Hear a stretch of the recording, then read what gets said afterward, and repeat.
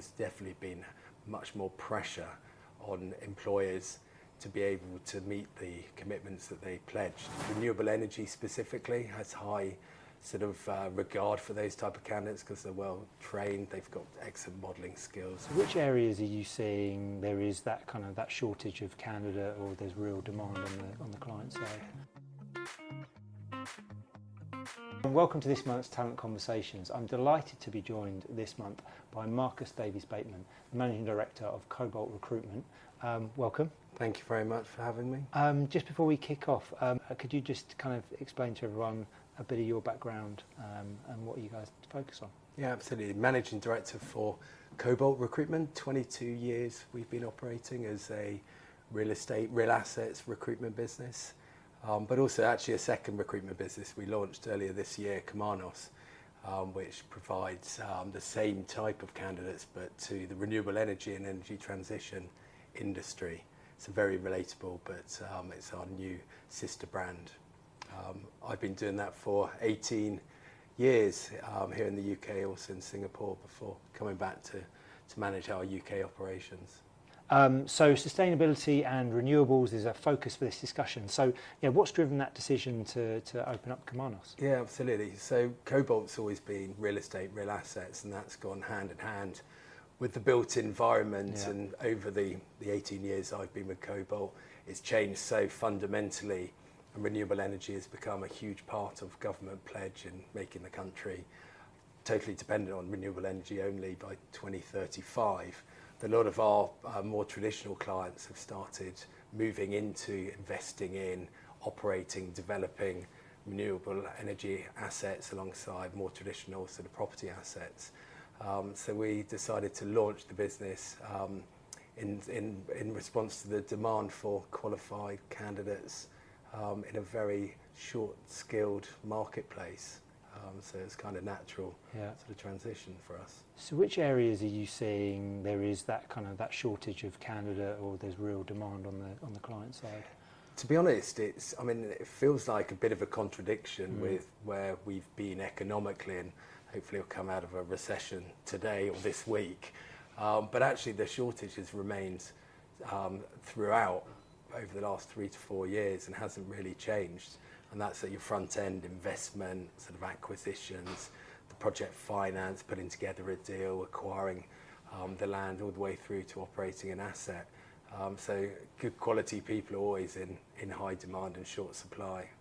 And how transferable are the skills from your core candidate base through to sustainability? Just thinking about anyone trying to hire, or anyone thinking about making that transition from a career standpoint. Yeah, they're pretty strong. I mean, it depends on the different nuances, but if you were to look at an investment role, say an investment analyst working for an investment bank that may be working in infrastructure or financial investment group, then renewable energy specifically has high regard for those type of candidates because they're well trained, they've got excellent modelling skills, they're good at building, manipulating, maintaining models. The bit that's harder to bring across is that understanding, or more the passion. Renewable nature of what it is it's all about the built environment, about nature, about doing the right thing. And actually a lot of the professionals are genuinely passionate about that. So that's the part that is hardest to find, those who want to do it for the right reasons, as well as their careers and their earnings and everything that goes with it. And have you seen any impact? There's been quite a lot of noise, in particular from across the pond in the US, around a anti-ESG movement, or pressure on a lot of institutions to roll back some of their ESG commitments. Has that impacted demand in any way, or changed any decision making that you've seen? Yeah, it's certainly shifted. We went to, there's a big event called UK Reef, which is real estate and infrastructure, and it was in Leeds last year, and it was all about ESG. We're going in a couple of weeks. It'd be interesting to see whether that focus remains there, but it's expensive, and with all the challenges, interest rates, inflation, there's definitely been much more pressure on employers to be able to meet the commitments that they pledged. Building teams is expensive, hiring people when it's in short supply is expensive.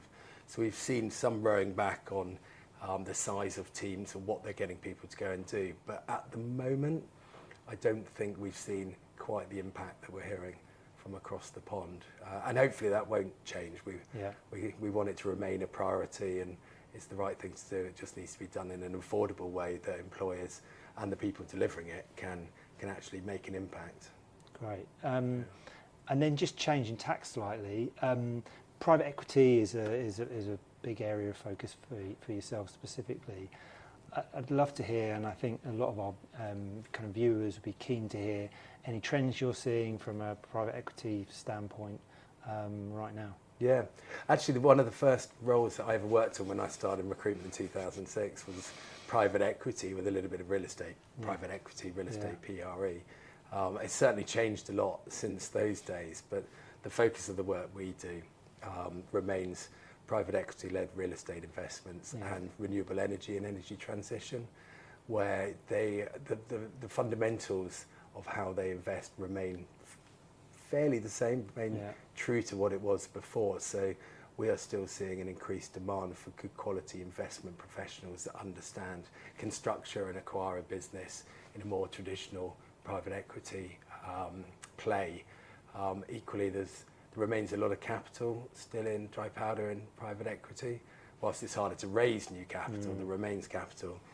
Where the slowdown of the challenges is around valuations that we haven't seen quite the same level of deal flow. But this year compared to last year, it feels night and day that the deal flow is certainly increasing.